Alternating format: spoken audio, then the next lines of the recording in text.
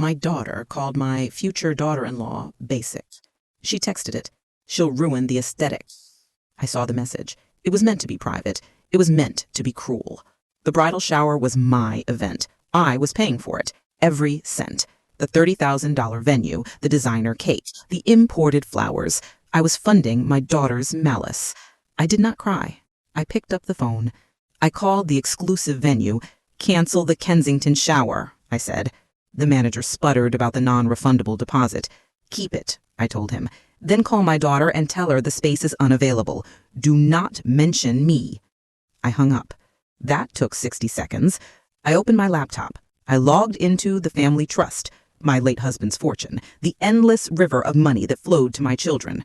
With 3 clicks, I froze every account. Serena's, Drew's. Their cards would decline at the next swipe. Their auto payments would bounce. The river turned to stone. My phone exploded. Serena's face flashed, twisted with rage. Drew's followed, confused. I sent them all to voicemail. I drafted one email. I sent it to all 3 of them. You called Chloe too basic for a party I was funding. I have canceled the party.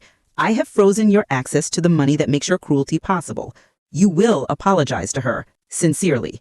Until then, consider yourselves cut off. I hit send. The doorbell rang like a fire alarm. Serena stood there, screaming, "Open the door, you bitch!" I watched her on the camera. I pressed the intercom. "The bank is closed," I said. My voice was calm. It made her scream louder. She pounded until her fists were raw. Then she left. Drew came alone later. He looked broken. "Mom, her rent, my car." "Your fiance is crying because your sister thinks she's trash," I said. "Solve your own problems, like basic people do." I closed the door in his face. That night, I called my lawyer. "Draw up a new clause for the trust," I instructed. "A decency clause. Any verifiable act of cruelty results in a 1-year financial freeze. Make it unbreakable." He agreed. He knew I didn't bluff. The bridal shower was gone. Their money was gone. But this was only the first move. They thought this was a punishment. They were wrong. This was an extermination. I was not cutting them off. I was cutting out the rot, and I would not stop until the last spoiled, cruel cell was burned away. My daughter wanted a curated aesthetic. I would give her a curated consequence. She picked the wrong woman to call basic. She picked the wrong mother to cross. The war was declared, and I intended to burn her perfect world to the ground. Silence is a weapon. I wielded it for 3 days. My phone was a brick. The house was a vault. I let the silence scream at them. I let the frozen accounts starve them. On the 4th day, the email arrived from Serena. The subject line, apology. My finger hovered. I knew it would be poison wrapped in pretty paper. I opened it. "Mother, I am writing to express my regret for any misunderstanding regarding the bridal shower guest list. My comments regarding Chloe were taken out of context. They were part of a private, stressful conversation about event planning. I never intended for her feelings to be hurt. I hope we can move past this and restore normalcy to our family. Serena." I read it twice. A masterpiece of non-apology. Taken out of context. Any misunderstanding. Not a single "I'm sorry." Not Chloe's name. Just a demand for normalcy, for the money to flow again. I hit reply. 1 sentence. "Your apology is as basic as you claim Chloe is. Try again." I copied Drew. I copied Chloe. I hit send. The phone rang 90 seconds later. Serena. I declined the call. She called again. And again. A text flashed. "You are a monster." I responded, "No, I am the bank, and you are overdrawn on decency." An hour later, Drew's car pulled into my driveway. He didn't come to the door. He just sat there, staring at the house. I watched him from the window. My boy. His shoulders were slumped. After 20 minutes, he left. He texted me that night. "Drew, she's not going to apologize, Mom. Not really. You know her." "Me. Then you know the consequence. The money stays frozen. The trust clause is being drafted. This is permanent." "Drew, you choose Chloe over your own daughter?" "Me. I'm choosing integrity over a bully. And you are choosing to enable one. That has consequences, too." He didn't reply. The real estate agent called the next morning. A perky voice. "Hi, Mrs. Kensington. I'm calling on behalf of Serena Kensington. She's looking to list her condo. Wanted me to touch base with you about access for—" "The condo is not hers to list," I said, cutting her off. Pardon? "The deed. Pull it. Unit 1402 at the Aurora. It's held in the Arthur Kensington Family Trust. Serena Kensington is a beneficiary with occupancy rights. She does not have sale authority. I am the trustee. The property is not for sale." The agent stammered an apology and hung up. So that was Serena's plan. Sell the condo I bought her to generate cash, a lifeline. She didn't realize the lifeline was anchored in my hand. I could cut it with a signature. I called the property management company for the Aurora. "This is Vivian Kensington, trustee. Effective immediately, all maintenance requests for Unit 1402 must be approved and billed directly to me. The occupant is not to be issued any vendor access. Is that clear?" It was clear.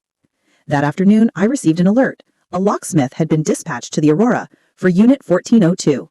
Serena was trying to change the locks, to claim ownership by force. I called the building's head of security, a man named Roy, whose son I'd once helped get into a good school. "Roy, Vivian Kensington, there is an unauthorized locksmith at my daughter's unit. Have your men escort him from the premises. Tell Serena that if she attempts to alter the property again, security will be instructed to deny her entry. The unit is owned by the trust. She is a guest. Guests do not change the locks." "Understood, Mrs. Kensington." 10 minutes later, my phone lit up with Serena's fury. A voicemail. "How dare you? You sent security to humiliate me. This is my home." I deleted it. Drew showed up that evening. He didn't ring the bell. He used his old key. The lock turned. He stood in my foyer looking like a ghost. "She's unraveling, Mom," he said, his voice hollow.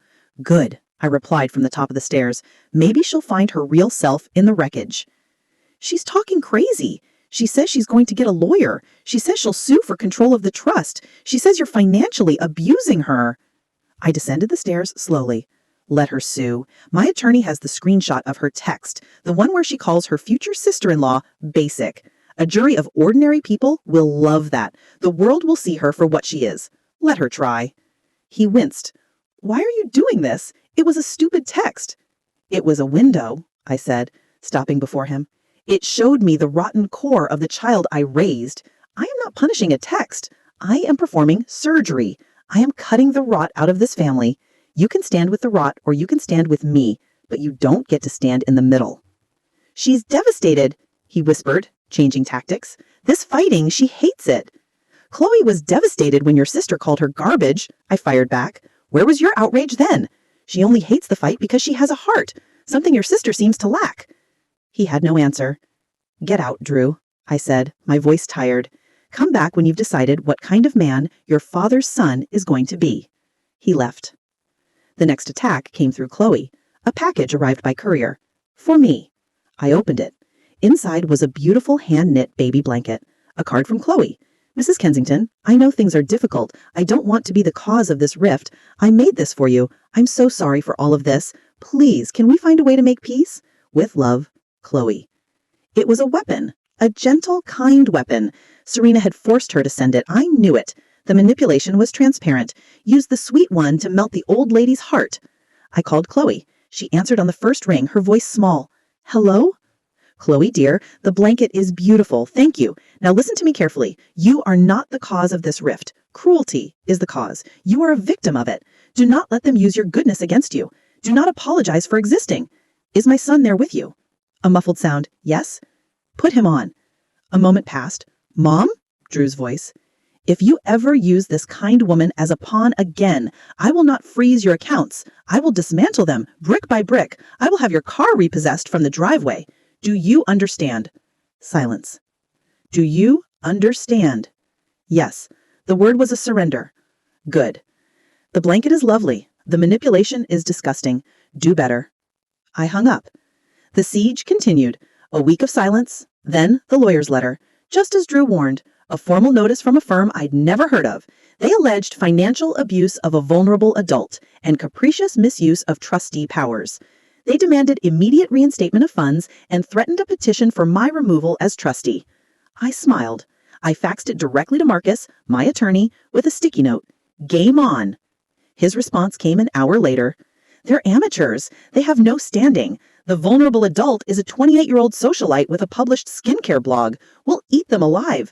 Shall I file a counter for defamation and malicious litigation?" "Do it," I typed back. The nuclear option. Serena had launched a missile. She didn't know I controlled the silo. That night, I did something I hadn't done in years. I went to the safe in my study. I entered the code, Arthur's birthday. Inside, next to his old watch, was a USB drive, labeled S. I plugged it into my computer. I opened the files. Spreadsheets, bank statements, photographs. For years, I'd had a private investigator on retainer, a quiet man. Arthur's idea, to keep an eye on things, he said. After he died, I kept the service. I watched my children. I knew things. I knew about Serena's secret credit line in the Caymans, the one she used to fund her brand partnerships that were really just paying for followers. I knew about the time she'd bribed a maitre d' to sabotage a rival influencer's birthday dinner. I knew about the designer pieces she'd borrowed and never returned, claiming they were lost. I compiled a single, devastating dossier. I didn't send it to her lawyer. I didn't send it to the court. I sent it to Serena in an encrypted email with one line of text. You are not a victim. You are a liability. Drop the suit by 5 p.m. tomorrow, or this becomes a public fact check of your entire curated life. The read receipt appeared instantly. She was online. She saw it. For 2 hours, nothing. Then, at 4:58 p.m. the next day, an email from her lawyer. After further consideration, our client has decided not to pursue litigation at this time.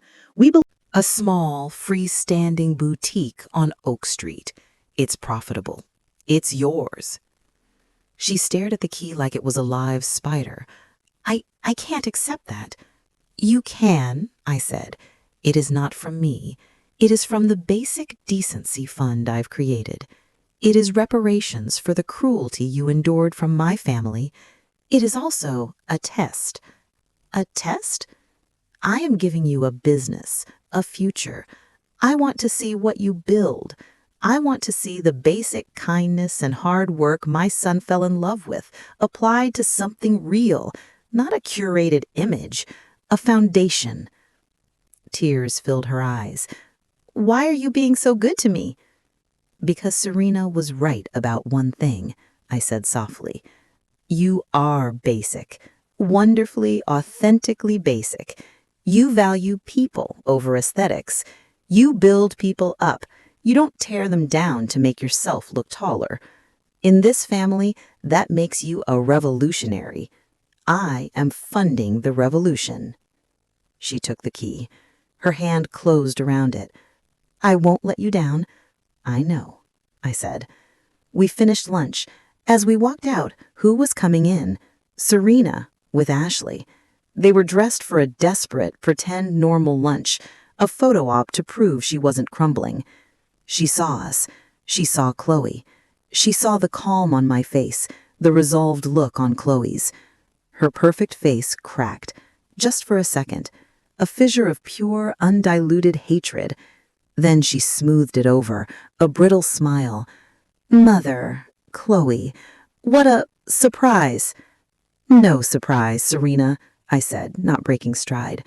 We were just finalizing the transfer of the Oak Street property. Chloe is going to be a business owner. Isn't that exciting? The color drained from Serena's face. Oak Street, her street, the boutique she'd always coveted, the one she'd begged me to buy her as an influencer studio. I'd said no. It was too small for her ambitions. Now it was Chloe's. Ashley physically gripped Serena's arm to hold her up. I leaned closer to my daughter. My voice dropped to a whisper only she could hear. You wanted an aesthetic? I'm giving you one. This is what consequence looks like. Get used to the view. I walked out with Chloe. The detonation occurred in the car. My phone buzzed. Not a call. A series of text screenshots sent from a blocked number to Drew. Serena. She gave that basic bitch the Oak Street store. Our store. Serena. I will burn that place to the ground before she gets it. Serena. This is war, Drew. Pick a side. Drew did not reply to the texts. He showed up at my house that night. He didn't look angry. He looked exhausted, defeated. She's talking about burning down the property, Mom. I know, I said, showing him my phone with the screenshots. She sent these to you. She also sent them to me from a blocked number. She's not clever. She's unstable. She is facing the first consequence of her life. It is ugly. You enabled the monster. Now you're scared of it. What do you want me to do? It was a plea. Be a husband. Protect your wife. Your real wife. Chloe. Serena has made a threat of arson. That is a crime. You can report it, or you can continue to be her silent partner in chaos. Choose. He left without choosing. I didn't wait for him. I called security for the Oak Street property. I hired a 24/7 guard. I called the police non-emergency line. I filed a report, a vague concern about vandalism, citing a disgruntled family member. I gave Serena's name. A paper trail began. The next morning, I summoned them, all three, to my house, a family meeting. They arrived separately, Serena first, vibrating with toxic energy, Drew second, a ghost, Chloe last, steady, holding the key in her pocket like a talisman. I sat in Arthur's wingback chair. I did not offer them seats. The war is over, I announced. You lost, Serena. Your accounts are frozen for 1 year, per the new decency clause being added to the trust. The condo is mine. You may live there, as a tenant, under my rules. You will pay utilities. You will get a job. She laughed, a harsh, shrill sound. A job? Doing what? Something basic, like the rest of us.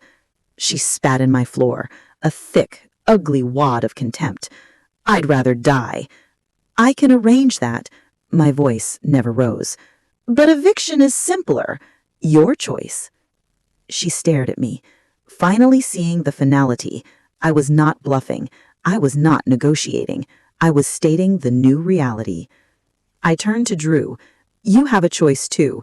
You can remain married to Chloe and receive a monthly stipend from me to build a life with her, a modest, basic life. Or you can continue to be Serena's puppet and be cut off completely. You will not get both. He looked at Serena. He looked at Chloe. He saw his future in both directions. One was a gilded cage with a poisonous bird.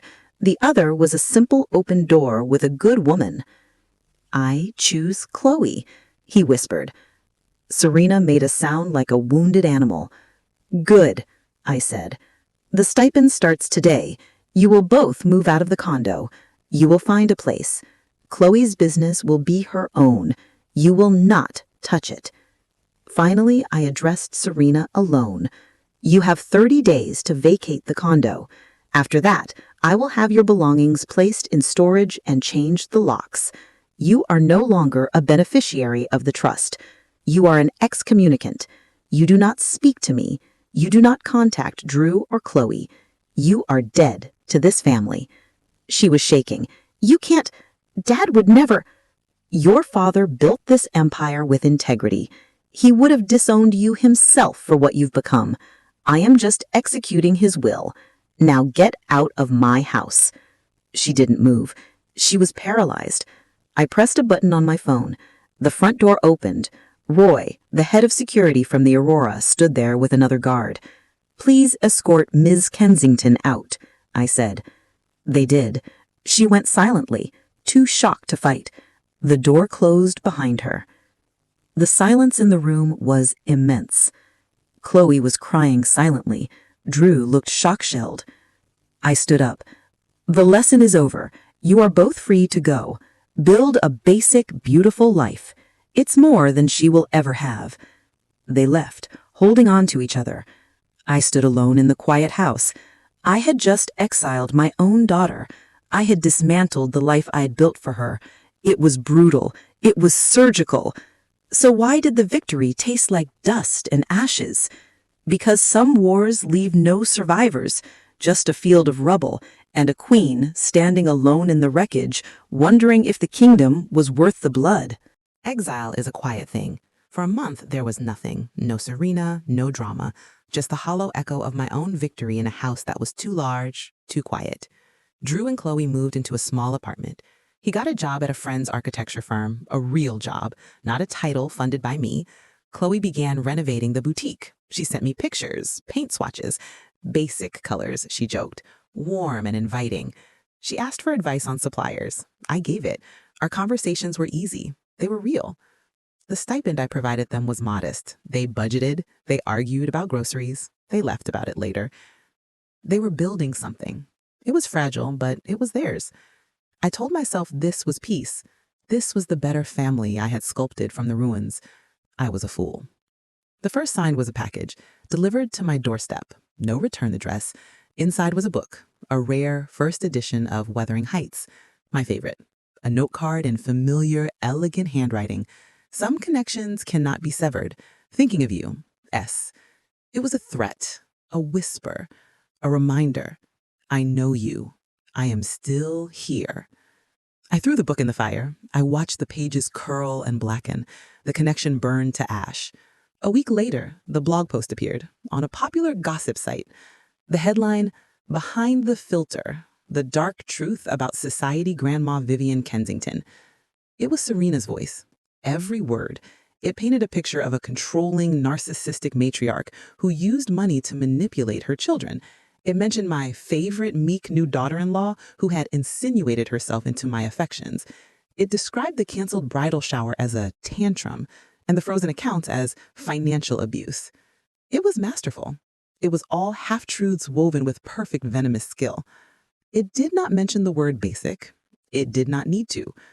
The comments were a tidal wave of outrage. Monster, toxic, poor Serena. My club called, politely suggesting I might prefer to take my meals privately for a while. A charity board I chaired asked for my temporary resignation to avoid distraction. Serena had learned. If she couldn't have the money, she would take the reputation. The one thing I had left that she thought I cared about. I did not call my lawyer. I did not issue a statement. I called a private investigator, a different one, a woman. I need everything from the last 30 days, I told her. Every move, every contact, every financial footprint. Find the levers. While she worked, I went to the boutique. Chloe was hanging a sign, Chloe's Corner. She saw my face. You saw the article. Yes. Drew was devastated. He tried calling her. She told him he was dead to her. Good. Let the dead bury the dead. What are you going to do? What she has forced me to do. The final act. The investigator's report came 48 hours later. It was not what I expected. Serena wasn't just blogging. She was dealing. The investigator had photos. Serena meeting with a known brand rehab publicist who specialized in scandalous tell-alls. Serena visiting a low-rent lawyer who advertised inheritance disputes. Serena withdrawing the last of her physical cash from a safety deposit box. And then the hammer. A photo of Serena entering a nondescript medical building, not her usual dermatologist. The investigator had gotten a name, Dr. Feldman. The listed specialty? Reproductive endocrinology. A follow-up note from the investigator. Appointment was for a consultation, not treatment. Subject was alone.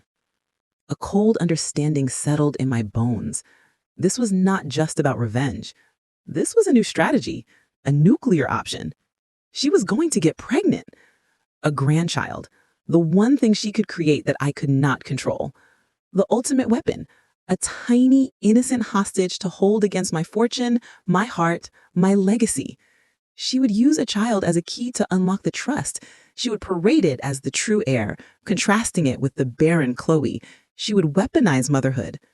The cruelty was so breathtaking, so calculated. It stole the air from my lungs. I could not freeze this. I could not cancel this. I had to end this. I invited Serena to the house, one last time. She came. She looked different. Thinner, harder. Her eyes glittered with a feral triumph. She thought the blog post had wounded me. She thought she was winning.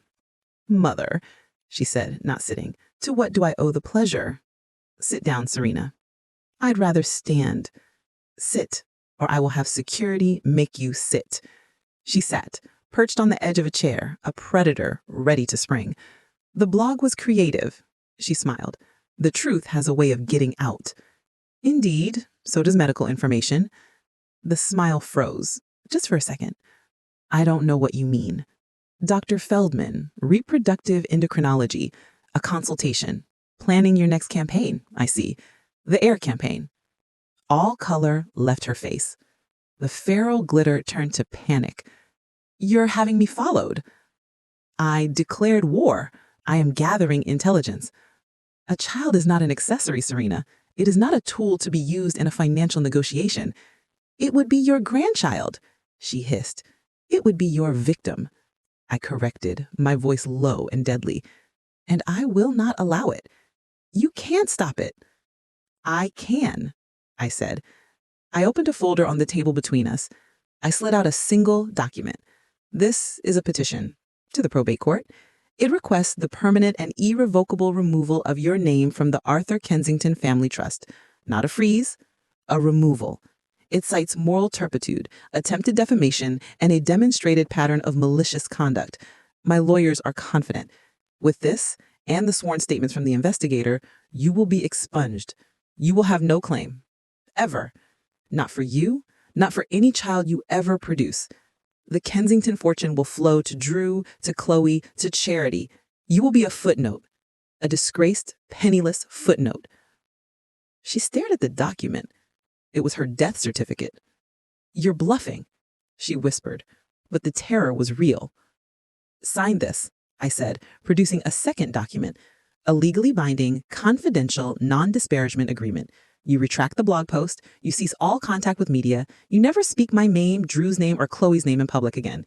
You leave the city, you get a job, a real one, and you live a quiet, anonymous life. After that, you are on your own. She looked from the petition to the agreement, from annihilation to exile. You would do it, she breathed, finally understanding.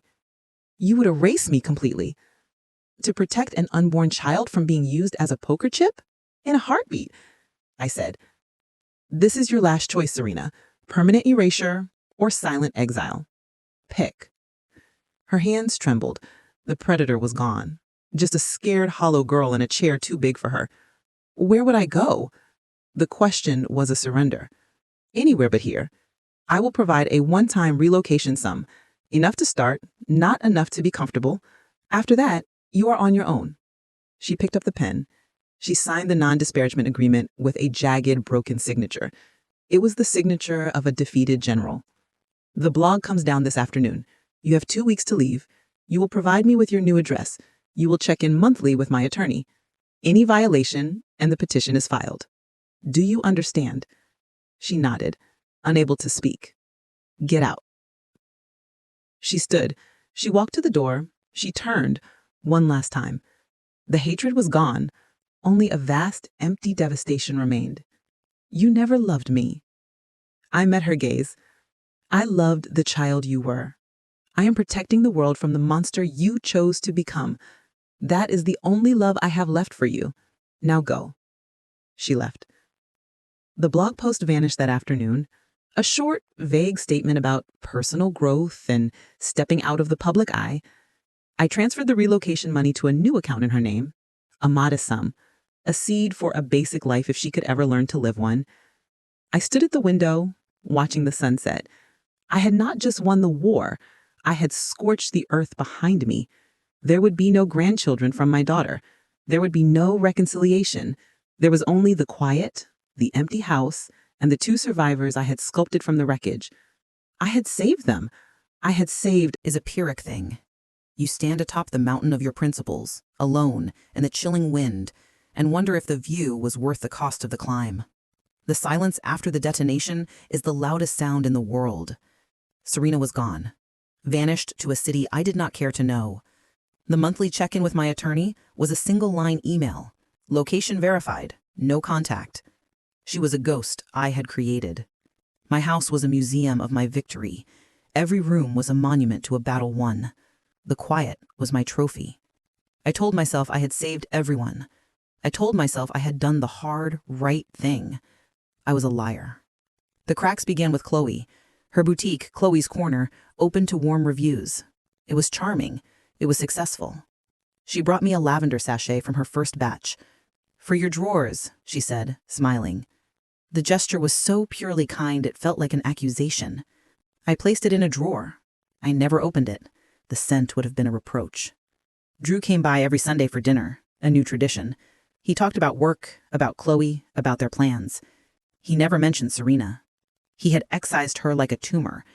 He was grateful, he said, for the clarity, for the chance to build a real life. He looked at me with the eyes of a man who had witnessed a natural disaster. There was gratitude, but beneath it, a bedrock of fear. He had seen what his mother was capable of. He would never cross me. I had not gained a son.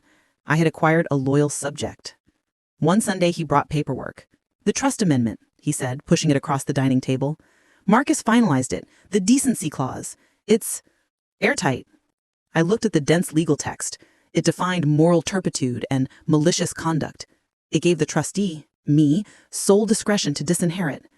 It was the sword I had forged. I signed it without reading the details. My signature was a judge's gavel, forever poised to fall. "She can never hurt Chloe now," Drew said softly, watching me sign. "No," I agreed. "She can't." But the clause didn't just bind Serena. It hung over all of us. A silent, chilling promise of what happened to those who failed the test. Winter came. The first Christmas without Serena, without the over-the-top professionally decorated tree she used to insist on. Chloe and Drew brought a small, real tree from a lot. It was lopsided. They strung it with popcorn and paper stars. It was basic. It was beautiful. We exchanged gifts. Chloe gave me a photo album, not of recent events. It was filled with old pictures she'd begged from Drew. Me and Arthur, young and laughing. Me holding a baby Drew. Serena as a gap-toothed 6-year-old in a soccer uniform, grinning. Her arms thrown wide. The daughter before the monster. "I thought you might like to remember the good parts," Chloe whispered. I couldn't speak. The kindness was a surgical instrument, cutting deeper than any hatred ever had. That night after they left, I sat alone by the pathetic, beautiful tree. I opened the album. I looked at Serena's face, the joy in it, the uncomplicated love. Where had that child gone? When had I stopped seeing her? The answer came cold and clear. I stopped seeing her the day she became a project, the day Arthur died, and the money became my only language. I bought her love with venues and allowances. I curated her life as she curated her Instagram. I had built the monster. I had just refused to see my own reflection in its shiny surface. The phone rang, shattering the silence. It was the private investigator, the one I had kept on retainer to monitor Serena's compliance. "Mrs. Kensington, there's been an incident." "What kind of incident?" "A medical incident. She's in the hospital, St. Luke's. It was an overdose. Intentional. They're calling it an attempt." The words were bullets. Intentional. "Is she alive?" "Barely. In the ICU. She had no emergency contact. They found my card in her wallet from the initial report. I was on a plane before dawn. I did not call Drew. This was between me and the ghost I had made. I found her in the ICU, a small room, a blip of light on a monitor. She was a pale sketch of herself, tubes snaking from her arms, her mouth. The fierce, hateful beauty was gone. She looked young. She looked like the girl in the soccer photo. A social worker met me outside. "Are you family?" "I'm her mother." Her face softened with pity. "She's stable, physically." She left a note. It was about you. "Can I see it?" She hesitated, then handed me a copy version. The handwriting was Serena's, but shaky, stripped of all pretense. "I am the extra mouth. I am the basic thing. I am the aesthetic flaw. I am the cost that must be cut. I am closing the account. S." Every word was a knife I had forged. Extra mouth, basic, aesthetic flaw, closing the account. My language, the cold financial language of disinheritance. She had used my own weapons to try to obliterate herself.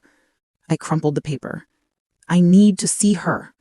They let me sit by her bed. I watched the machine breathe for her. I had frozen her accounts, her life, her future. I had been so proud of my surgical precision. I didn't realize I was operating on a soul. Her eyes fluttered open, hazy, medicated. They focused on me. There was no hatred, no anger, just a vast, empty confusion. Then recognition. A single tear traced a path through the bruise-like shadows under her eye. She tried to speak. A rasp against the tube. I leaned close. "Don't talk." She shook her head weakly. Her hand twitched. I took it. It was cold. She looked at our joined hands, then at my face. The confusion deepened. She mouthed a word, no sound, just the shape. Why? It was not an accusation. It was a lost child's question. I had no answer, not one that would fit in the sterile, beeping silence of that room. She survived. They moved her to a psychiatric facility. A good one. I paid for it. Not from the trust, from my personal account. Money that was only mine. A basic act of penance. I visited every week. She didn't speak much. She was hollowed out. The therapy was digging through the wreckage we both had built. One session, her doctor asked to speak with me. She's fixated on the idea of being basic, that she has no inherent value, that her worth was always transactional. She says you were the bank and she was a bad investment. I never said that, I whispered, but the lie tasted like ash. I had said it with every frozen account, every canceled venue, every legal clause. You didn't have to, the doctor said gently. You showed her. I left the facility that day and drove to Chloe's corner. The bell tinkled as I entered. Chloe was helping a customer. She finished, her face lighting up when she saw me. Then she saw my expression. Mom, what's wrong? I need to tell you something, and I need you to listen. We went to the back room. I told her everything. The overdose, the note, the haunting silent why. I did not spare myself. I painted the portrait of the monster I had become. Chloe listened, her hand over her mouth. When I finished, she was crying. She choked out, "This is my fault." "No," I said, the truth finally clear and sharp. "This is mine. I used you as a weapon. I used your basic decency as a cudgel to beat my own daughter with. I made you a pawn in my war. I am so sorry, Chloe." I hugged her. This kind, basic woman hugged the monster. What can I do? I said, you can forgive me, and you can help me fix what I broke. The fix was not a transaction. It could not be solved with money or legal documents. It was a slow, brutal excavation. I brought Serena home, not to the condo, to my house, to the room that had been hers. She moved through it like a stranger. She was fragile, quiet. The venom was gone, but so was the fire. I did not freeze or unfreeze. I dissolved. I called Marcus. Tear up the decency clause, I said. Vivian, that's tear it up and dissolve the trust. Liquidate it. Divide the assets into 3 equal shares. 1 for Drew, 1 for Chloe. I took a breath. And 1 for Serena. With no strings, no trust.